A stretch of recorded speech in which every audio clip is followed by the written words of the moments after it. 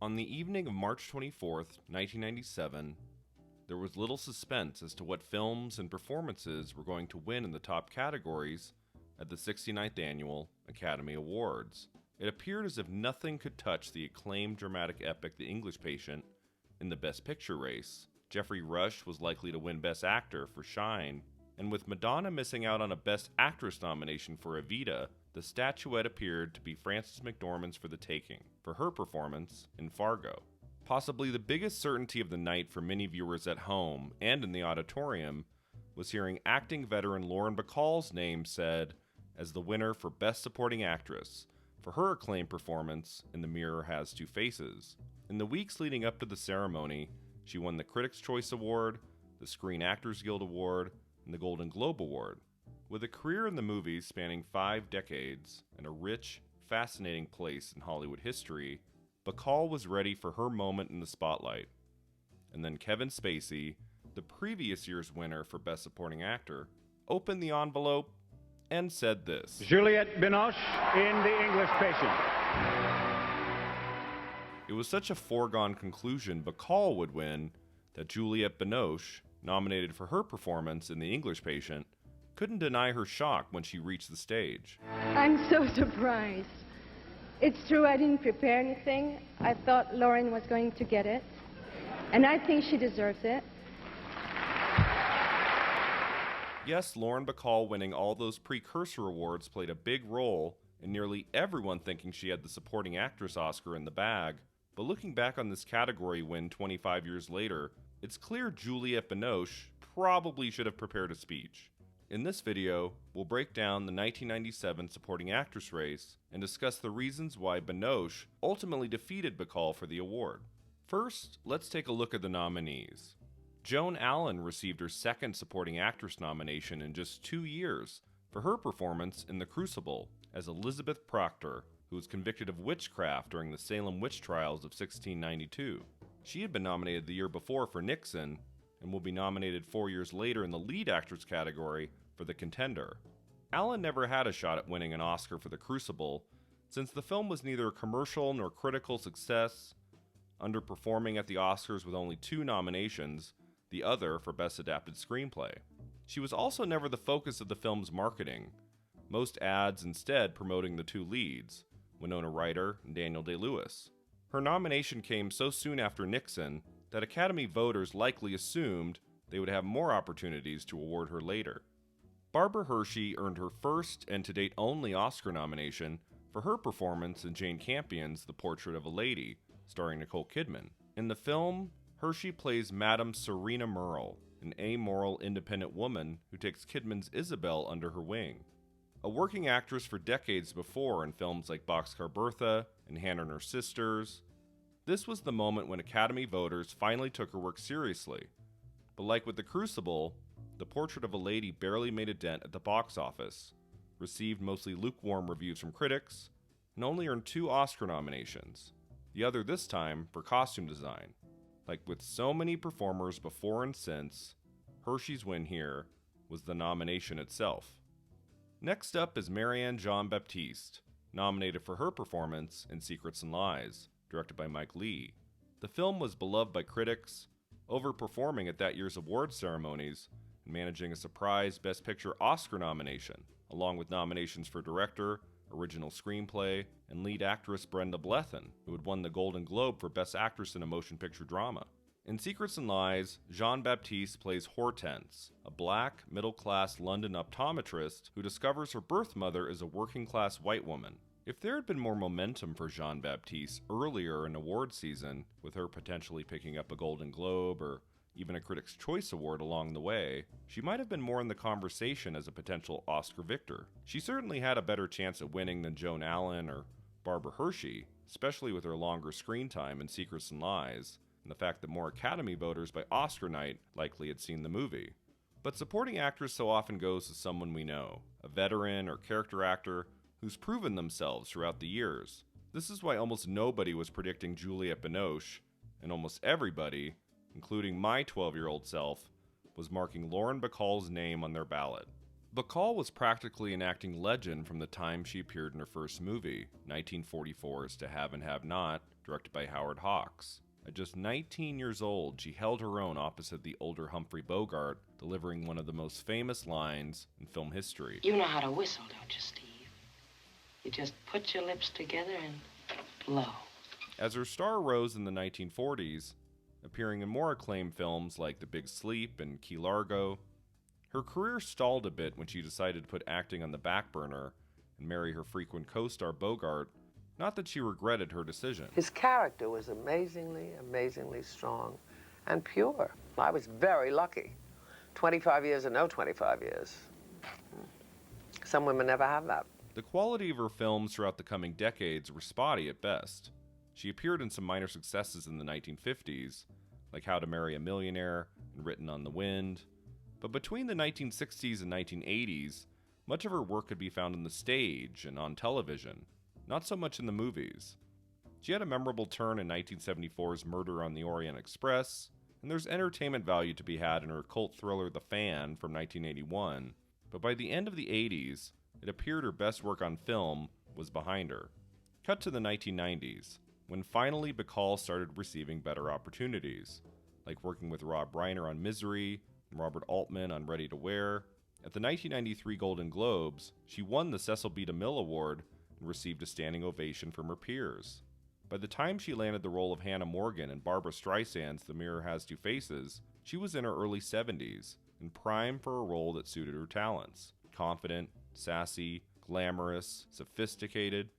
Not too many actors have upstaged Streisand in her own movie, but Bacall did it with ease, showing off her infinite capabilities as a performer, both in comedy and drama. It's an awful thing to look back in your life and realize that you've settled. It was a kind of dazzling supporting performance for an acting veteran awards voters relish. When she won the Golden Globe, her speech of humility and grace was the major push Bacall needed to be a serious contender for the Oscar. I'm in a state of shock. I honestly did never expect to win this. Her narrative was a great one, especially with her admission at the Golden Globes that she had never been nominated on U.S. soil for a major film award, let alone won for anything.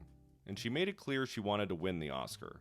In her memoir, By Myself and Then Some, Bacall wrote, "The truth is, I wanted to win.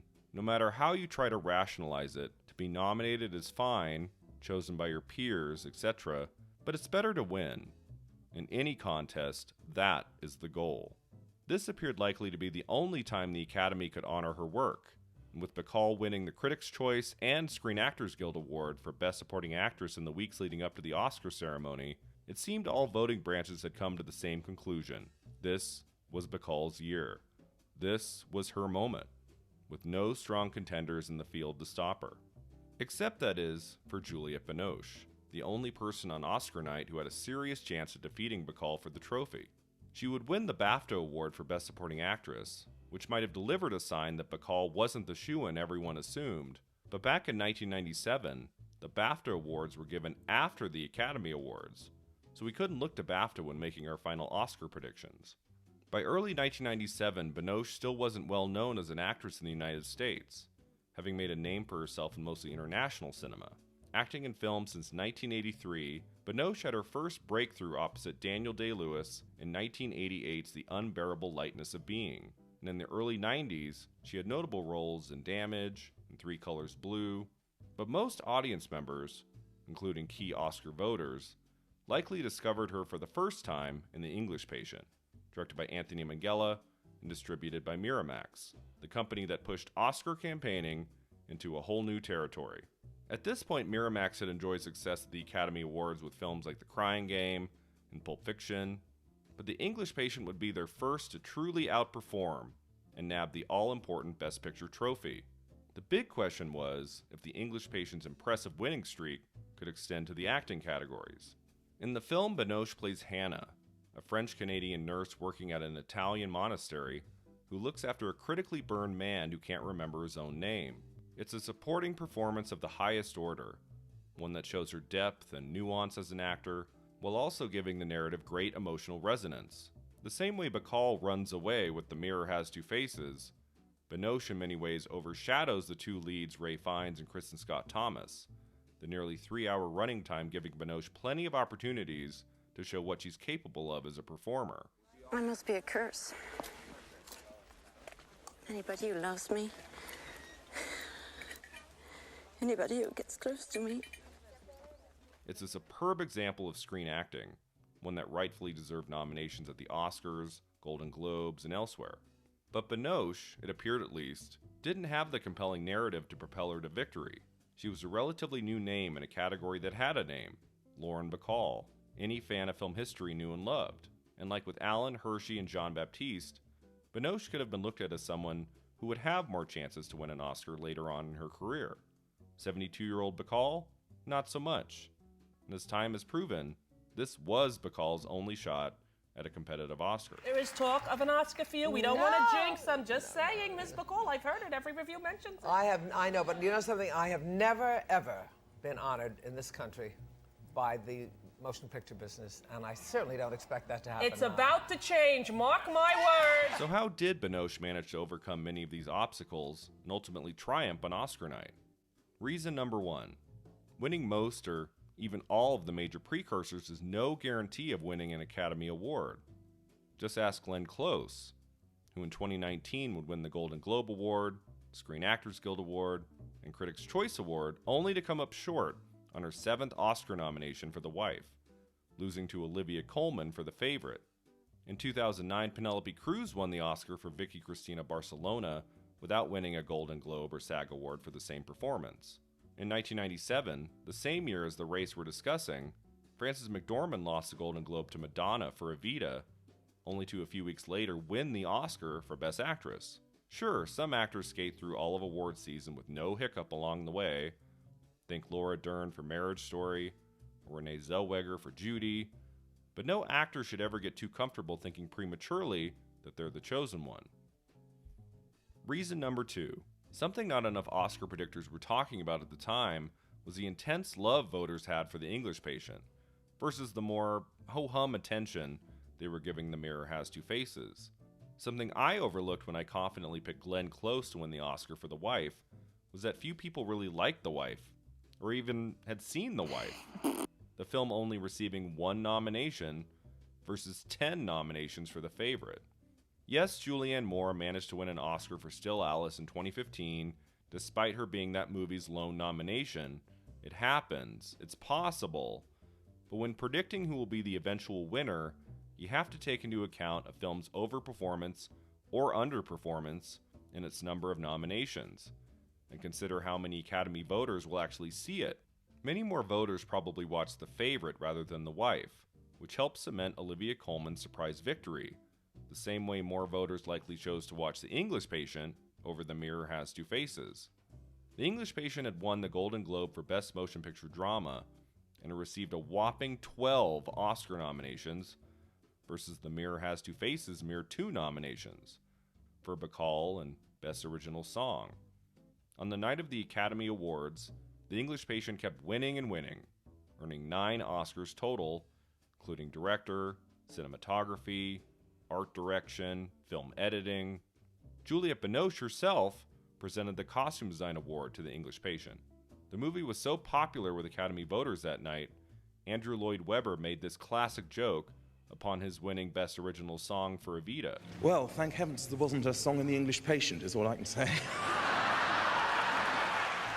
Sure, the film couldn't win Best Actress for Kristen Scott Thomas, or Best Actor for Ralph Fiennes, or Adapted Screenplay, which went to Sling Blade, but the passion for the movie absolutely helped Binoche score her big win. And you know another thing, Juliette Binoche. Now this is, as far as I know, a French actress. I've seen her now in several English language roles.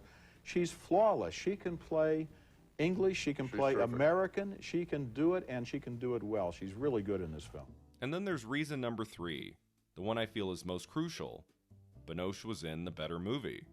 25 years later, there might not be tons of people still talking about The English Patient, but I can guarantee far fewer are discussing or reassessing The Mirror Has Two Faces, an entertaining, lightweight romantic dramedy that wasn't really meant to have lasting impact on the landscape of cinema. It's a sweet, simple trifle of a movie with a better-than-average supporting performance and an Oscar narrative that was just enough to push Bacall into the center of the awards conversation. But was anyone at the time really loving the movie? Was any critic putting it on their top 10 list? Was it showing up in any Best Picture categories? The Mirror Has Two Faces didn't have much emotional weight or gravitas. Instead, the more powerful drama, The English Patient, giving Binoche the perfect vehicle she needed to hear her name called as Best Supporting Actress of 1996. This is not to say Lauren Bacall went home a loser that night. Her acting career stayed strong for another decade plus, Bacall delivering strong performances in Dogville and Birth. And in 2009, she was awarded the Honorary Academy Award for her career in film. I can't believe it. A man at last. Binoche to date has only received one additional Oscar nomination for her lead performance in 2000's Chocolat, another Miramax film that managed a Best Picture nomination. She never had a chance at winning this one. Joan Allen, again, in her category. Kevin Spacey, again, announcing the winner. Julia Roberts for Erin Brockovich. But Binoche's career has flourished throughout the decades too. The actress steadily working in both American and international films ever since her Oscar win for The English Patient. Looking back over Oscar history, Binoche's surprise victory is still one of the most memorable. But in retrospect, we should have seen it coming. Here was a case of a heartwarming Oscar narrative diverting our attention elsewhere, when we should have been paying more attention to the better film and performance, and the actress with a dream that carried her past the finish line. This is a dream. It must be a French dream, I think. Bye. Thanks so much for watching. If you liked this video, don't forget to like and subscribe, and tell me in the comments below who you think should have won Best Supporting Actress. Do you think Lauren Bacall was robbed? Or do you think Academy voters made the right choice? See you next time.